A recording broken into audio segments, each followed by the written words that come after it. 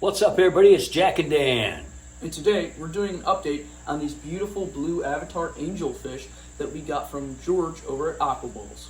Yeah, look at these guys. They were only a few months old when we got them from him, and they're getting pretty big here. We've had them for about a year. We're going to change some things around with this tank. We're going to do an update on these guys. Let's flip this around and take a closer look. Okay, first off, if you haven't seen the video we did on this tank, this is a 110-gallon tank, right? Yes. And we went through some trouble. We had an old 110 and it leaked. We've had a lot of curses on this specific area with tanks. Yeah.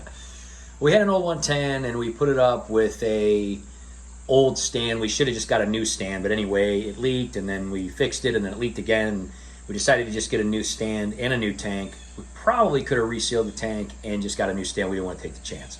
So anyway, these guys went through some changes. Then we had a 75 that we set up, and that one leaked. Yeah, we had to build the entire thing from scratch. Yeah. We had to screw it and everything. We built it, and then it completely just got wet and was total. The stand, you mean, right? Yeah, the stand, yeah. So we ended up getting rid of that tank and stand. We sold it to somebody who had a reptile of some sort, recouped some of that money, and decided to get a new 110 and stand from Best in Pets, of course. We got a complete new setup. And yeah. we figured out some of the kinks and problems that were wrong, because every time there's a problem, it really wasn't cursed, it was just there was a problem. And we figured it out, and these guys seem to be doing quite well. Yeah. So this is the new stand, this is the new tank. We love this tank. We did take a big eucalyptus trunk here and put some Anubias plants on it. That continues to do well. We've done a series of videos, over the course of whatever. Now, we did have some plants that we had from Terrace Tank Friends, and we did put them in here. We took them out of our beta tank and put them in here. We had a few of those red ones in here. Yeah. Right now. And unfortunately, when we went on spring break and came back, even though we had someone kind of feeding these guys for us, they ate them. Sorry, Tara. They were nice, and we thought that they would probably survive if we kept them fed. The other problem is this young lady. We put this young lady in here, this albino sailfin. She was over here in this 220. We put her back in here to help clean this tank, and she did so well that she ate a lot of the plants. And unfortunately also eats all the angelfish eggs when they lay them. Yeah, they tried to lay them on the bamboo, and then she kind of just gobbled them. She just eats them. A few right. seconds. But we wanted to keep the tank cleaner, so we put her back in here, and we were hoping that we could keep her satisfied and keep the tank clean by putting in zucchini and other things. But her appetite is unbelievable. And so she also sometimes will eat she will go into here. Now this is her little area where she hangs out. The vampire pleco or galaxy pleco will put eggs in here. And we do have a little, remember we made this little makeshift little hotel so that we can keep the younglings safe. For those that haven't seen this, here, let's kind of show that. We made this little guy here. And it works pretty good. It's a little mason jar caps, super glued or silicone to like one of those little electric little eel things, and then put a little PVC in there so that you can feed them, they can get water flow, and they can be safe. And it works good. It works good for the most part, but she's pretty aggressive. And as soon as she knows they have eggs, before we even notice, she'll go in there. So anyway, she does a great job of keeping the tank clean, but she's a little over-aggressive. So ultimately, what we did is we introduced some Malaysian trumpet snails in here. And looking through the gravel here, you'll see that quite a few of them have survived and started spreading throughout the gravel, all those little cone things. Now, initially, when we tried to do that, the vampire plecos ate them because they like to eat snails. You can actually see some of them here. Let me move over here. You can actually see some of them up in this pot too. But so what we basically did is we overfed this tank, wafers and everything like that for a while to keep the vampire plecos busy eating them so they wouldn't eat the snails. And now the snail population has really exploded. They're all in the gravel and everything, just like they are in the Green Lantern tank. That's actually where we got them from. We just started putting dozens of them in here. So they are doing a really good job of keeping the tank clean now. And since they are, we're going to take her, and as we're rescaping that tank, put her back in there so that we can start to have more galaxy babies and more angelfish babies, and also a little more of the plants we want to keep in here. One of the plants here, you can see one of this big Anubias. That was a giant Anubias that one day she just decided to eat. I woke up in the morning, came over here. It had roots going all the way down the trunk and huge leaves. It was almost as big as this one here. And she just ate it. And you can see it is growing back. You can see tiny little leaves growing out of those roots. So it's okay, it will come back. It's gonna take a while to do so. We may just put some other ones in its place. But you can see these other Anubias are doing pretty good. This one here has a new leaf, that little pale leaf there. It's growing in the middle. This one over here has a new leaf right there that's growing in the middle. So most of these are still doing good. These little petite Anubias are doing pretty good. A lot of the Anubias that we put on these rocks have done pretty well, kind of sustaining that. They're starting to grow algae and stuff like that. We just need to get her out of here. She has a voracious appetite. One of the reasons we took her out of here was the big, huge, see if we could show where she's at, or he is at. Riot is that, yeah, this massive, let me get in front here, this massive royal pleco. He's a big old guy, yeah. Yeah, we did a couple of videos on him, and he gets a little weird about other plecos, except for smaller ones. And since she is pretty aggressive and goes around, she can help to clean that big 220, and still he won't really mess with her because she's not too big yet. So we're gonna put her back in there after we redo that tank. You can see the one male Galaxy's right here doing awesome. That is the female Galaxy right there. And then there's another male that you can see the mouth of kind of in there. And so one male will kind of stay in there and have babies, and the other male will go in here and have babies, and they kind of leave each other alone and kind of share that female, if you will. There's a little bit of a glare here, but yeah, aren't these Galaxies amazing? They are fantastic. They've gotten quite a bit bigger.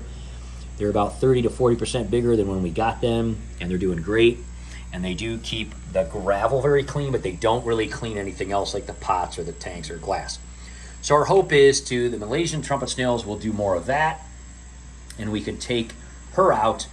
We might put some small bristlenose in here or something to do the job that she's doing, but they're you know, if we have to clean the glass once in a while or whatever, we will. So that all caught up. Everything else is doing pretty good. However, this avatar island is annoying me because it keeps tilting back. You can see if I look to it straight on. So we're going to, these ones are doing fantastic, and you can see that line is working out very well. You can barely see that line that's holding those avatar islands up, but we're gonna take this one off and kind of turn it around and see if we can angle it a little better and maybe raise it up a little because it's irritating me. The other thing you'll notice, you probably saw the angels picking on this piece of bamboo right here a lot. Once in a while we do have, it's pretty rare, but a piece of bamboo will die. We don't really know why. It's become yellow. Yeah, it just turned yellow and died. So we're gonna pull that out. Now, when we initially started to think about how we wanted to rescape this, we took the bamboo out of it. We threw that on a little centerpiece here that we just kind of keep them to use for other projects, and we're possibly gonna do a centerpiece aquarium in here like we did with the princess tank in the other room, freestanding, no filter kind of thing. The bamboo that's on the Green Lantern tank has had no issues at all. I mean, that is doing fantastic growing, and you know, that's about a year old as well. So we're just gonna take one out of table, pop that in here. The other thing that we did, I'm gonna turn this light on so you can see, the big piece of bamboo that we put in the princess tank started to rot. It didn't like that tank, and we cut the tops off of it and put them all in this little bamboo holder in the back. And they have done quite well. I mean, you can see all along the back here, they are growing roots. They help to remove nitrates. They look nice. They make a good backdrop here with the Legos. Obviously, we did all the Avatar Legos. That was a whole separate video, right? Yeah. And did all that. So we're gonna move some of this stuff. We are going to trim these guys. Some of these lower leaves will sometimes die if they're too close into the water. And we're just gonna trim them, put all those back in, replace that, flip this guy around and readjust it. And for now, that's really all we're gonna do, and do a 1 year update and everything, and kind of show more of these guys. You can see some of these guys have gotten quite big. Some of them have some beautiful blue to them. Some of them not so much, kind of depends on where they're at in the tank with the lighting and that. Some of them have some amazing stripes, some of them do not. Yeah, you can see they kind of go up to that bamboo and pick at it because it's dying. So we want to get it out of there. If it continues to rot, it'll just really cloud the water up. So the same amount is in here. We have not lost a single angel fish at all. George, thank you so much for sending us these beauties. They continue to do miraculously well. We do have one in particular, this guy right here, who has that little kind of like crimped fin thing, but seems to be doing fine. Kind of makes him a little unique. Some of them look really blue today. Look at this guy. when they're in the right light, you know. This guy's my favorite because he's the tallest. This is probably one of the biggest ones, yeah. Doesn't really have too many stripes. He's very thin and tall, so it's cool. He's got the long noodles too. Yeah, yeah, the pectoral fins and that, and the ventral fins. I mean, it's really kind of neat. The feelers that they have. I mean, they don't move them like gouramis do so much, but they are amazing. I think there's still plenty of room in here. They don't seem to fight much or anything. Probably if she's not in here to eat their eggs, they will, because they'll get a little territorial. What we're gonna do is we're gonna actually set up a separate tank before we take her out, and we will set up kind of a hospital tank to remove if we get a couple that's being romantic, and we're gonna move them into a separate tank so they can have babies in here. Baby in there. fish will be quite ridiculously cute. Yeah, they are. They're amazing. Oh, here's another really good one. Look at that one. So we'll probably do a feeding video. We did a couple feeding videos on this tank that people really, really liked. So we'll probably do a feeding video. Probably just do pellets in it so that they'll sink, and just set it up right here so like all the plecos and everything will come out. We did one that was kind of like back like this, and then we did one that was like in the actual water, underwater. But honestly, one of our favorites is just to kind of set it up like this and maybe angle it down like that and just put some pellets so that they all go under. But again, the snails are doing a good job. So as this progresses, that's the plans.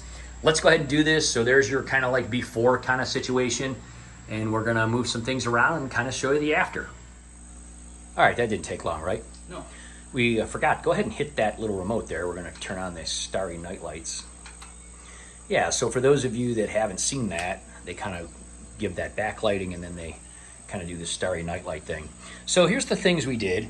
Basically, down here we forgot to mention we were a little bit annoyed with the loudness of this. This pump is old. This is the actual pump that came with the other tank. This is a Big Whisper 300. And we've talked a little bit about the clue before that if a pump is making a lot of noise, you can change the position of the pump.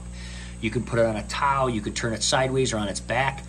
This one was quite loud no matter what we tried to do, and we found that if we just took a little stack of bricks, so we took 2 little stacks of bricks and put a towel and kind of wedged this one standing up, and it's way quieter that way. So it doesn't seem to change how it works at all. We have some check valves and little valves on there to kind of take those 2 spouts and make them become 4. And so those 4 stacks fuel the under gravel filter, and it works really good. So we're just gonna keep using it. But anyway, it was a loud hum. So we changed the position there, just a little trick of the trade there. If you change the position of your filters or pumps, you can sometimes change their vibration and things like that. Everybody's got bricks around. If you don't, they're only like 25 cents from a brickyard. We have thousands of them, don't we? All in our yard and our tanks and under our tanks and things like that. So anyway, that's one of the things that we did. The other thing we did is we moved some of these little plants around here a little bit, these little anubias and things like that. And that went really well. We did replace this guy right here and took that one out and put this new one in. And this was just one of the ones that we had over in the little vase on the dining room table. And that one looks fantastic. And the old one we just threw in the compost. So the other thing we did is this little rock in the middle. We did kind of just take that line off, and you can see the new line. Sometimes the new line has little air bubbles on it or something, but they'll usually pick at that and get rid of it. So that one, isn't that one way better, dude? Yeah, I like it better. It's more level and more like in the middle. It looks more realistic. It's cool. Yeah. It just wasn't an odd position before, and we didn't like it. So we made this one a little higher and put it like right there. And again, you can check our aquarium playlist and you can scroll through and look for the videos that we did on this tank and how we made this under gravel filter. This is the original under gravel filter that the gentleman had for a long, long time. We put some holes in it and put some under gravel lights that show up, and so there's color changing lights at night in these kind of big, I think they call it, what do they call these, strawberry terracotta plants or something? Something like that. And then this one here, and we also have those background starry night lights. And again, I can kind of show how we did that. We've done a lot of different things like that. We just took basically Christmas lights, put them behind here and painted it black, and then since we only put like one layer, they kind of show through, and that's a really kind of a cool effect. And some of those are actually like twinkling, right? Yes. So it's hard to see it all. What we'll do is at the end of this video, like usual, for those of you who have not seen it, we'll turn the above lights off and just have the color changing and starry night lights. It's kind of cool because it shines up and goes up here and lights it up a little bit, gives it some background effects, and you can kind of see the fish at night light still. And we just have these little kind of remotes. And these are easy. I mean, you can just get these, especially after Christmas time for clearance and stuff. Yeah, you can get them really easily. So, and that one doesn't even work with like an eye. That one you just have to be just close. You could be, you could be in another room. It's just a signal. Yeah, so those are pretty cool. So we just wanted to do an update on these guys. Again, the plan is to inevitably remove the big albino sailfin. Again, sometimes she just goes in these pots and minds her own business, but she does an amazing job of cleaning. The only thing is so too good.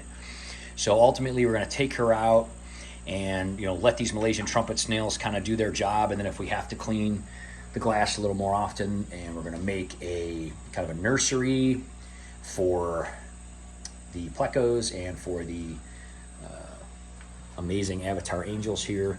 You see a lot of times they all come over here because we usually kind of feed them right here in the thing, and so they all kind of come over here and they want to eat. But yeah, this is just a combination of DIY stuff that we got from the original tank, stuff that we got from some people that donated things. I think we actually got all these terracotta pots from Ohio Fish Rescue. We were there helping out one day, and he just said, hey man, I don't even want these, and so we kind of made these little under gravel lights out of them and stuff like that. So overall, I'm pleased with it. How do you like it, man? I think it's cool. Little updates. This is pretty much not a high maintenance tank at all. I love the 110s. I think they're actually 116 gallons, but they're called 110. And they just have that height, and the angels love it. Mm-hmm. Yeah, it's good for them. It's good. It's a good tank for the angels. There's 24 of them in here.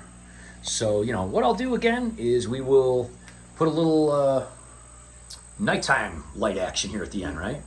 So check this out. We'll put a little fancy music to it. You can watch it and relax, and we'll probably have some feeding videos come up with these guys. Whenever we do a video on a tank, we usually follow it up with a video, like a feeding video or two, kind of showing some of that relaxing, wonderful awesomeness that we get to enjoy. That's one of the whole reasons we have these tanks, right? Yeah. And we like other people to see that, and people seem to enjoy that. We'd also like to do the videos where we show, some of the maintenance and the builds and the DIY stuff that we do. So here's the fun stuff. Enjoy, guys. We'll see you next time. Bye-bye.